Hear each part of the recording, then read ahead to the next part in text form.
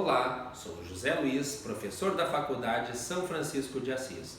Nossa aula de hoje, ainda na série Teoria da Contabilidade, é sobre a compensação de valores, a frequência de apresentação e informação comparativa nas demonstrações contábeis.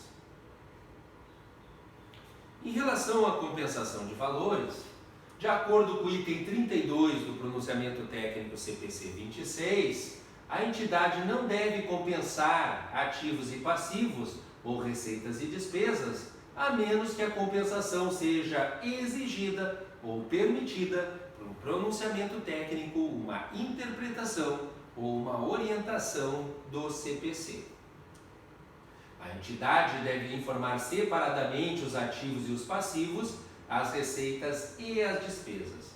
A compensação desses elementos no balanço patrimonial ou na demonstração do resultado, exceto quando refletir a essência da transação ou outro evento, prejudica a capacidade dos usuários de compreender as transações, outros eventos e condições que tenham ocorrido e de avaliar os futuros fluxos de caixa da entidade.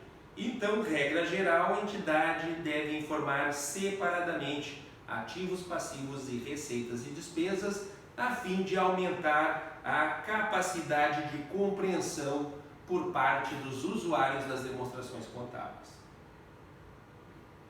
A mensuração de ativos líquidos e perdas relacionadas, de acordo com o item 33 do CPC 26, como, por exemplo, perdas de obsolescências em relação aos estoques, ou perdas de crédito de liquidação duvidosas em relação às contas a receber de clientes, não são consideradas compensações. E, em geral, elas são apresentadas logo abaixo da conta com o seu valor negativo, isso é, retificando o valor da conta que perdeu o valor. O pronunciamento técnico CPC 47, que trata da receita de contrato com um cliente, ele requer que a entidade mensure a receita proveniente de um contrato com o cliente pelo valor da contrapartida a qual a entidade espera ter direito em troca da transferência do produto ou de serviços que foram prometidos ao cliente. Por exemplo, o valor da receita reconhecido ele deve refletir então quaisquer descontos comerciais ou abatimentos por volume que foram concedidos pela entidade. Então eles devem ser apresentados, as receitas devem ser apresentadas líquidas desses descontos ou abatimentos. A entidade desenvolve no curso das suas atividades ordinárias outras transações que não geram propriamente receitas, mas que são incidentais às atividades principais geradoras de receitas, que são os ganhos de capital. Os resultados de tais transações devem ser apresentados quando essa apresentação refletir a essência da transação ou outro evento, compensando-se quaisquer receitas com as despesas relacionadas, resultantes da mesma transação. Por exemplo, ganhos e perdas na alienação de ativos não circulantes, incluindo investimentos e ativos operacionais, devem ser apresentados de forma líquida, deduzindo-se da contrapartida da alienação o valor contábil do ativo e reconhecendo-se as despesas com vendas relacionadas. Então, o ganho e perda de capital. Despesas relacionadas com uma provisão reconhecida de acordo com o CPC 25 e que tiverem reembolso segundo um acordo contratual com terceiros. Por exemplo, um acordo de garantia com o fornecedor, elas podem ser compensadas, então, essas provisões, com o respectivo reembolso.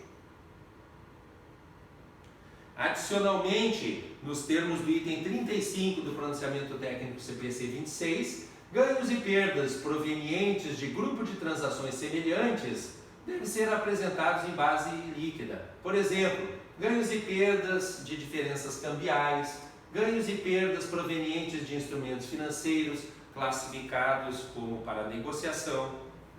Então, esse tipo de ganho em transações semelhantes e perdas, eles devem ser apresentados numa base líquida. No entanto, se esses ganhos e perdas eles forem materiais, eles devem ser apresentados separadamente. Em relação à frequência da apresentação das demonstrações contábeis, de acordo com o item 36 do pronunciamento técnico CPC 26, o conjunto completo das demonstrações contábeis deve ser apresentado ao menos anualmente, inclusive informação comparativa. No entanto, quando se altera a data de encerramento das demonstrações contábeis da entidade e as demonstrações contábeis são apresentadas então para um período mais longo ou para um período mais curto do que um ano, a entidade deve divulgar, além do período abrangido pelas demonstrações contábeis, a razão para usar um período mais longo ou mais curto e o fato de que não são inteiramente comparáveis os montantes comparativos que foram apresentados nas demonstrações contábeis. De acordo com o item 38 do CPC 26, em relação à informação comparativa, a menos que um pronunciamento técnico, interpretação ou orientação do CPC permita ou exija de outra forma, a entidade deve divulgar informação comparativa com respeito ao período anterior para todos os montantes que são apresentados nas demonstrações contábeis do período corrente. Também deve ser apresentado de forma comparativa a informação narrativa e descritiva que vier a ser apresentada quando for relevante para a compreensão do conjunto das demonstrações do período corrente. Isso é, nas notas explicativas, né?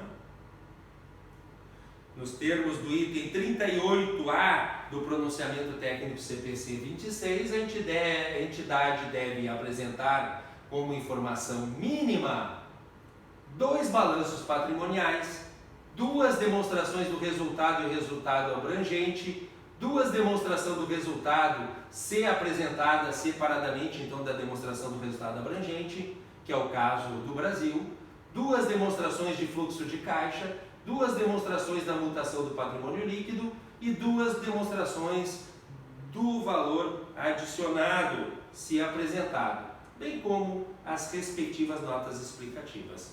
Então, a informação comparativa mínima, conforme a gente observou aqui no item 38A do CPC 26, é 2 períodos, o final do período atual, ou corrente, e o final do período anterior.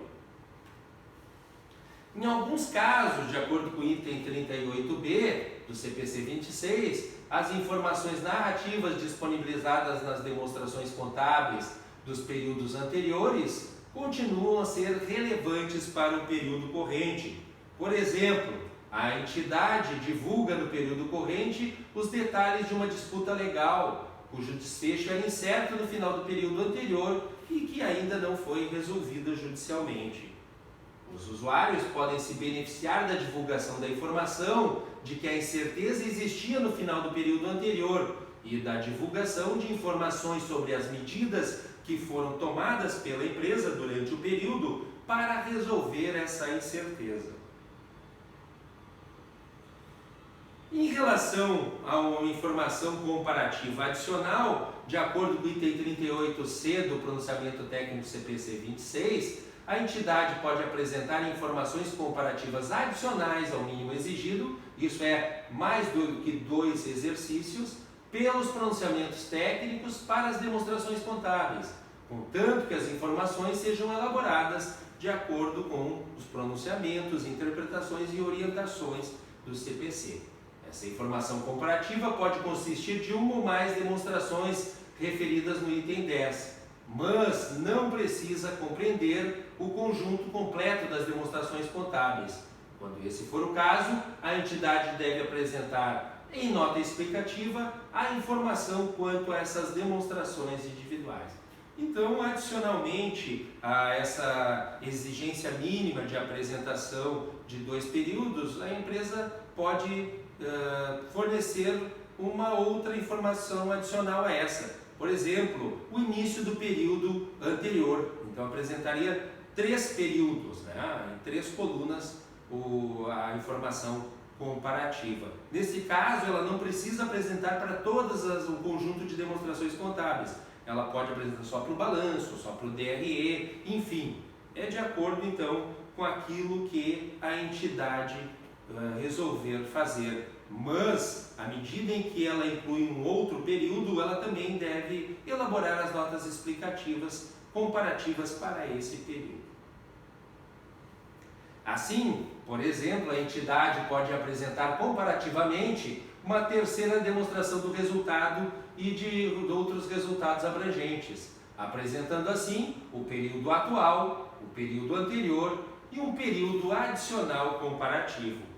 No entanto, a entidade não é obrigada a apresentar uma terceira demonstração do balanço patrimonial, da demonstração do fluxo de caixa, das mutações do patrimônio líquido ou da DVA, ou seja, uma demonstração comparativa adicional, conforme eu tinha acabado de mencionar. Entretanto, nesse caso, a entidade é obrigada a apresentar nas notas explicativas as demonstrações contábeis a informação comparativa adicional relativa às demonstrações do resultado e a demonstração do resultado abrangente. Essa foi a nossa aula de hoje. Obrigado a todos e até a nossa próxima aula.